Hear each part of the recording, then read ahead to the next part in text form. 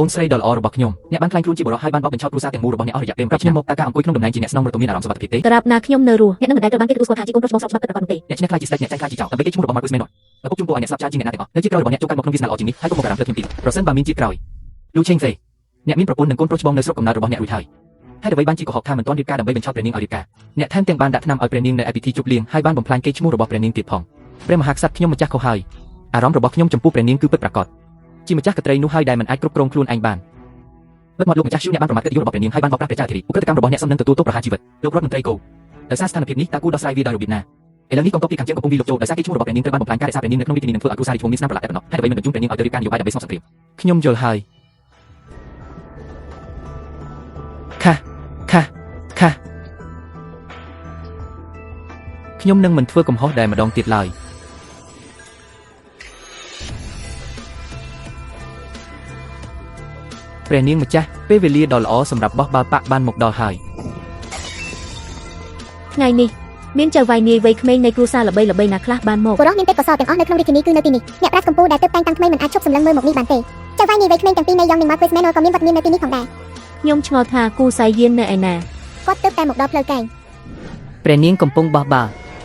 ់បាល់ប៉ាក់វាត្រូវបានចាប់បានដោយអ្នកប្រុសគូសៃយានដែលជាចៅវាយនាយវ័យក្មេងទី2នៃវិមានយ៉ងនេះជំនុំសោយគ្មានប្រយោជន៍ម្នាក់ដែលមិនអាចសម្ដីតែទីធ្នូក៏ស័ក្តិសមសម្រាប់ចាប់បាល់ប៉ាក់ខ្លាយជាស្វាមីរបស់ព្រះនាងផងដែរប្រគល់វាទៅកុំធ្វើឲ្យវិមានរបស់យើងអាម៉ាស់មុខអីសម្ដីរបស់បងប្រុសគួរឲ្យអស់សំណើចណាស់ព្រះនាងបានបោះបាល់ដោយខ្លួនឯងប៉ុន្តែអ្នកកំពុងព្យាយាមឆក់វាដោយបើកចំហតើអ្នកគិតថាច្បាប់នៃវិមាន Marcus របស់យើងធំឬច្បាប់របស់គ្រួសាររាជវង្សធំជាងកុំប្រើគ្រួសាររាជវង្សដើម្បីដាក់សម្ពាធលើខ្ញុំជាកូនប្រុសច្បងនៃភូមិគ្រឹះនេះអ្នកមិនពូកែទាំងផ្នែកអក្សរសាស្ត្រនិងក្បាច់គុនទេឪពុកនឹងជំនួសអ្នកឆាប់ឬក្រោយមកមើលគាត់ទៅមិនមានសមត្ថភាពឬទៅជីចឹងទេតែមិនហើយកូនប្រុសច្បងនេះបានធ្វើឲ្យកូនប្រុសរបស់ខ្លួនអាម៉ាស់មុខជាសាធារណៈហើយថែមទាំងព្យាយាមលើបាល់ប៉ាក់របស់ព្រះនាងទៀតផងចង់ចាប់យកហើយរឿងនេះអីឈប់សិនចៅវាយវ័យក្មេងគូ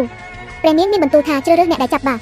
់អ្នកណាដែលបានកាន់វាគឺជាអនាគតស្វាមីរបស់ទ្រង់មេដោះប្អូនប្រុសរបស់ខ្ញុំជាមនុស្សល្មមម្នាក់ព្រះនាងមិនគួរត្រូវរងទុក្ខដោយសារតែគាត់ឡើយកូនប្រុសច្បងកំពុងព្យាយាមឆក់យកបាល់ប៉ាក់នៅតាមផ្លូវសូមឲ្យអ្នកបម្រើរាយការណ៍ថ្វាយព្រះករុណាហើយចោទអ្នកថាមិនគោរពគ្រួសាររាជវង្សព្រះអង្គម្ចាស់ក្ត្រីទ្រង់អញ្ជើញលោកអ្នកឲ្យចូលគាល់ក្នុងចំណោមបុរសដែលមានទេពកោសល្យទាំងអស់នៅក្នុងរាជធានីហើយអ្វីបានជាព្រះនាងជ្រើសរើសខ្ញុំព្រះនាងមានបន្ទូលថានៅពេលអ្នកប្រុសទៅដល់សាលនោះអ្នកប្រុសនឹងយល់ហើយ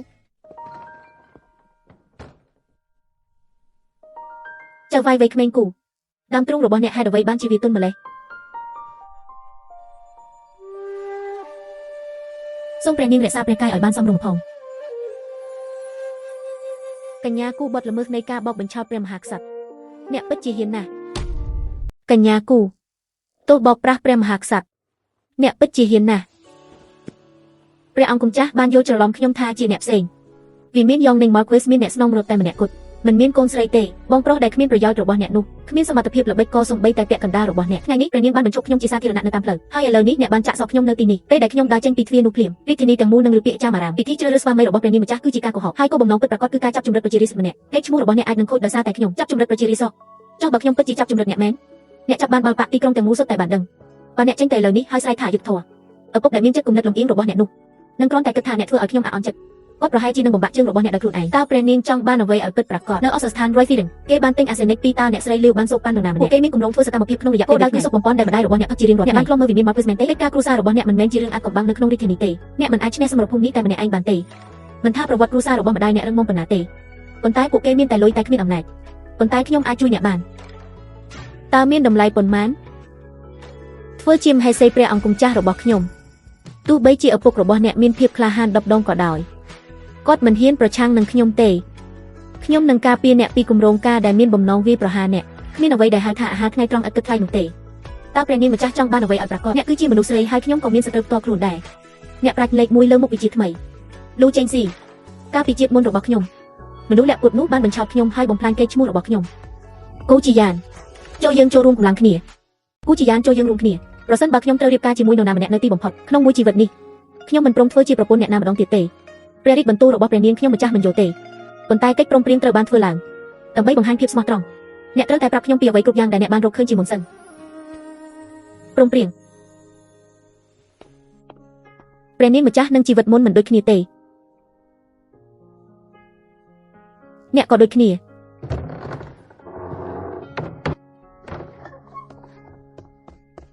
ាព្រះនាងមហាពលិកលីរាយការណ៍ថារដ្ឋមន្ត្រីចាស់ទាំងនោះបានចូលក្នុងព្រះបរមរាជវាំងម្ដងទៀត រៀបចំប្រទេសខ្ញុំនឹងទៅជួបមនុស្សចាស់ៗទាំងនេះកាលពីជាតិមុនរបស់ខ្ញុំពួកមន្ត្រីចាស់ៗក្នុងវងទាំងនោះបានដាក់ដីការរួមគ្នាប្រើប្រាស់អាយុដល់ពេលរៀបការរបស់ខ្ញុំជាលេដើម្បីបង្ខំព្រះបតាឲ្យជ្រើសរើសស្វាមីឲ្យខ្ញុំពីក្នុងចំណោមគ្រួសារអភិជនមនុស្សទាំងនោះសុទ្ធតែមានចិត្តណាលក្ខណៈរបស់ពួកគេគឺខ្លាំងខ្លាយពួកគេគ្រាន់តែចង់បិទឈាមខ្ញុំនិងពង្រឹងអំណាចនៃត្រកូលរបស់ពួកគេប៉ុណ្ណោះដើម្បីគ្រប់គ្រងវាសនារបស់ខ្ញុំផ្ទាល់ខ្ញុំបានជ្រើសរើសលូឆាំងជឺដែលជាបណ្ឌិតជ័យលាភីលេខ1តាមរយៈពិធីបោះបាល់ប៉ះ ព្រះករុណាព្រះនាងបានជ្រើសរើសលូឆឹងជឺប៉ុន្តែលូឆឹងជឺមានប្រពន្ធនៅស្រុកកំណើតរួចទៅហើយមនុស្សក្បត់និងមិនគោរពបែបនេះតើគាត់អាចស័ក្តិសមនឹងក្លាយជាព្រះស្វាមីរបស់ព្រះនាងដោយរបៀបណាខ្ញុំម្ចាស់សូមស្នើឲ្យលោកចោលការភ្ជាប់ពាក្យនេះ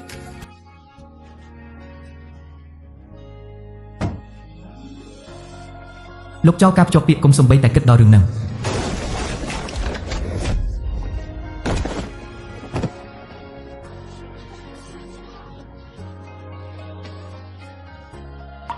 ទោះបីជាគូជាយានបានជួយសង្គ្រោះខ្ញុំទោះជាយ៉ាងណាក៏ដោយវាពុំអាចទប់ទល់នឹងការនិយាយរបស់មហាជនបានឡើយពួកបរិសុទ្ធចំណាស់ទាំងនោះបានបង្ខំខ្ញុំឲ្យរៀបការដើម្បីផលប្រយោជន៍នយោបាយហើយខ្ញុំក៏បានស្លាប់យ៉ាងឯកោនៅកណ្ដាលព្រៃក្រោយពេលខ្ញុំស្លាប់អូនប្រុសរបស់ខ្ញុំបានស្លាប់ក្នុងសមរភូមិដើម្បីការពារគ្រួសាររាជវង្សព្រះអង្គគង់ចាស់ទី3បានឡើងគ្រងរាជ្យដោយជាប់លើសាកសពរបស់ពួកយើងនៅក្នុងជាតិនេះខ្ញុំនឹងធ្វើឲ្យអ្នករាល់គ្នាទូទាត់សងបំណុលជាងដល់ជាង